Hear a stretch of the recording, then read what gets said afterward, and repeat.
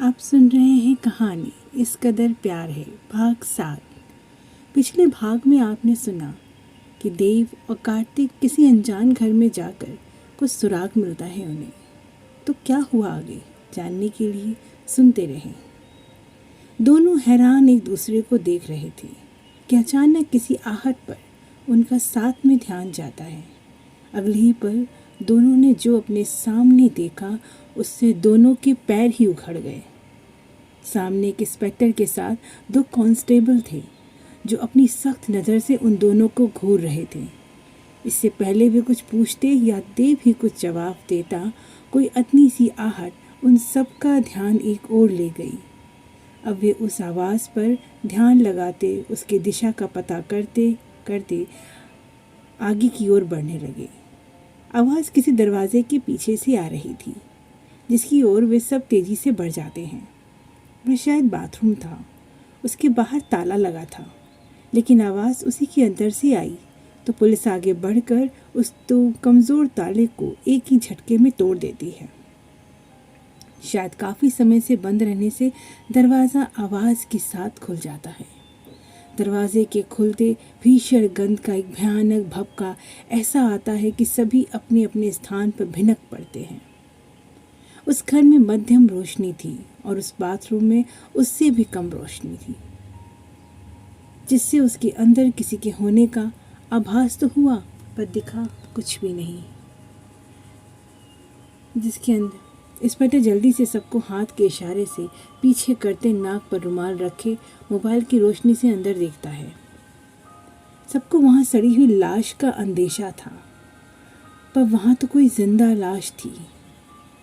अब तक उस घर के आस-पास रहने वाले और वे चाय वाला भी तमाशा देखने वहाँ आ पहुँचा था। सभी आंखें फाड़े सामने के दृश्य को देख रहे थे। कोई आदिम जैसा रोशनी के डर से बाथरूम के कोने में सिमट गया था। इंस्पेक्टर देर तक रोशनी उसी पर फेंकता देखता है कि उस जगह हड्डियों के ढांचे वाला कोई था जिसके तन पर चिथड़े टंगे हुए थे और गंदगी इतनी थी कि क्या कहा जाए। और कहीं कहीं पे रोटी के बचे हुए टुकड़े पड़े हुए थे। कार्तिक और देव तो हैरान बस देखते रह गए। जल्दी ही पुलिस ने एम्बुलेंस के साथ साथ और 2-4 पुलिस बुला ली। सबने ऐसा विभत्स दृश्य अपने सामने देखा जिसे वे कभी सपने में भी नहीं सोच सकते थे। जब उस मानव काया को बाथरूम से निकाला गया तो पता चला कि वे कोई लड़की है, पर उसकी इतनी बुरी हालत थी कि उसकी उम्र का सही अंदाज़ा भी नहीं लगाया जा सकता था। गंदगी और चिथड़े में लिपटा उसका शरीर छूने की भी कोई हिम्मत नहीं कर पा रहा था। वे किसी तरह मुंह पर मास्क लगाए उसके शरीर पर कई बाल्टी पानी डाला जाता है और जब उसे बाथरूम से बाहर लाने का प्रयास होता है तब पता चलता है कि उस छोटे से बाथरूम में बंद होने से उसके पैर मुड़ी हुई हालत में अब टेढ़े हो रहे थे, जिससे उसके लिए खुद से चलना भी दुश्वार हो गया। किसी तरह से उसे उठाकर स्ट्रेचर में लिए एम्बुलेंस जा चुकी थी, साथ ही भीड़ भी छट चुकी थी। लेकिन हैरान कार्तिक और देव जैसे खुद को यकीन ही नहीं दिला पाए कि जो कुछ समय पहले उनकी आंखों ने साक्षात देखा था।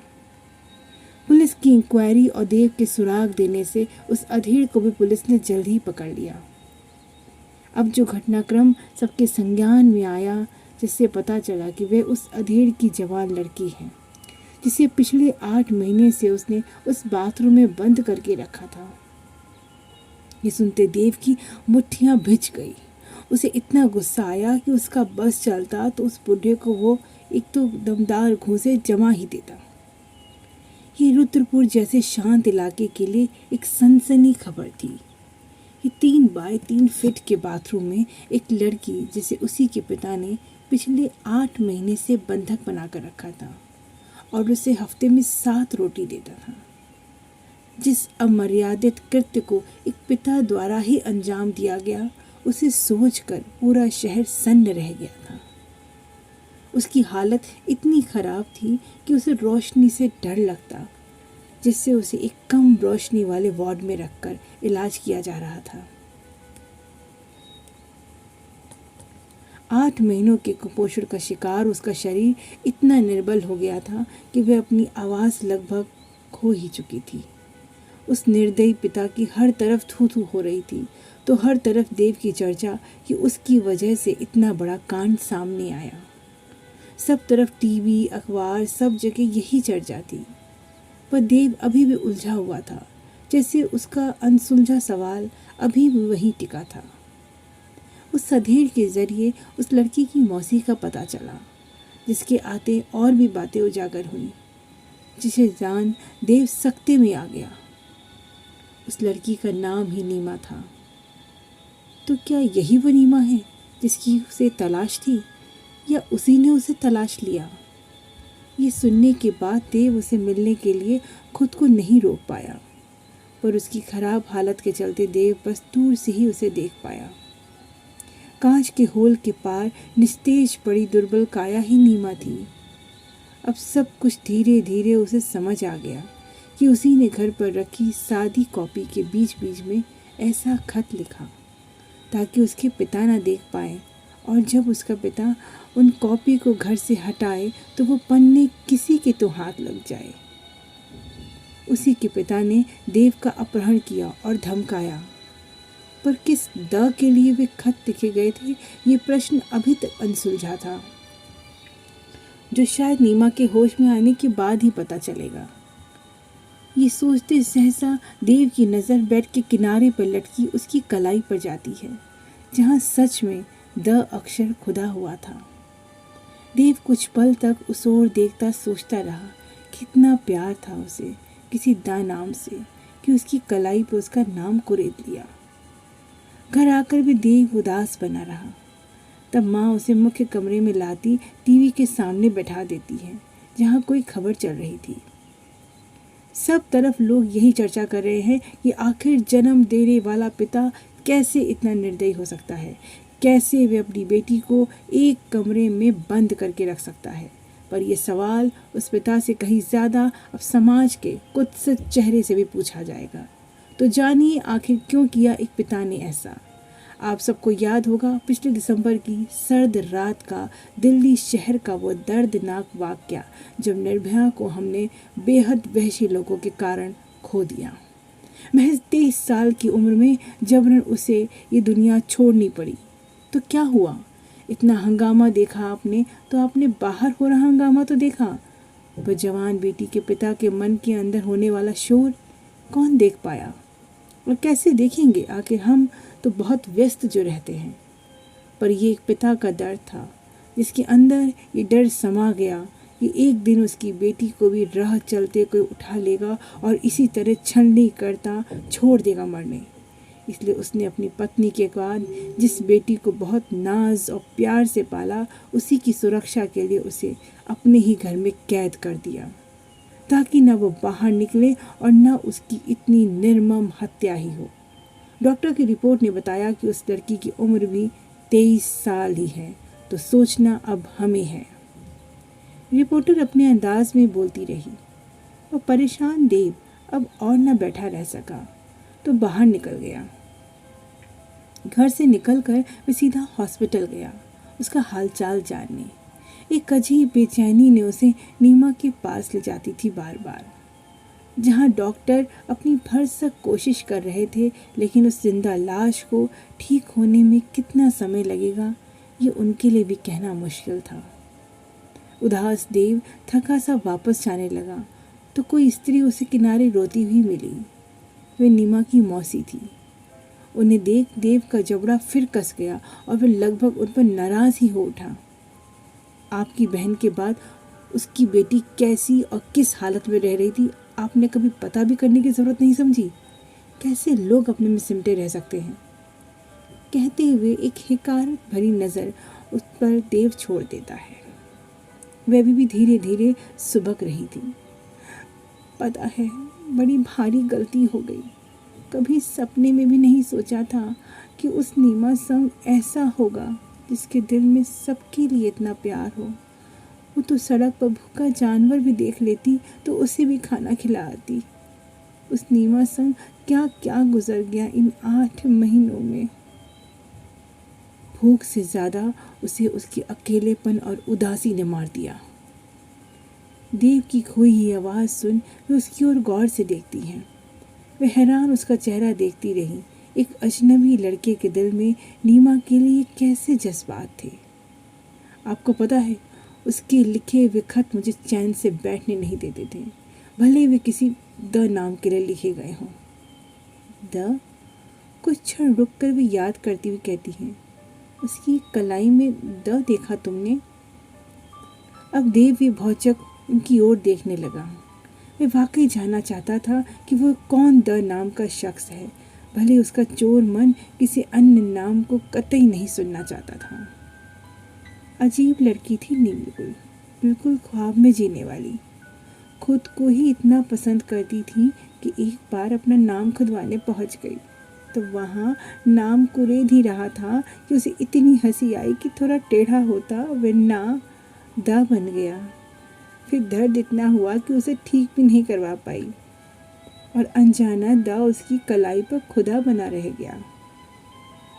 देव ये सुन हैरान नज़रों से उनको देखता सोचता रह गया कि क्या अपनी आवाज़ खोने से पहले की आखिरी चीख में उसने मुझे ही पुकारा था?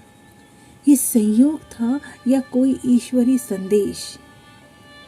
बिलखती हुई उसकी मौसी अपने मोबाइल में कुछ देखने लगी थी। अब देव उनकी नज़र की ओर देखता उस मोबाइल में देखने लगा। वह नीमा की तस्वीर थी। देव ने कभी किसी परी की कल्पना तो नहीं की, पर सोचा ज़रूर था कि वो बहुत सुंदर होती होगी।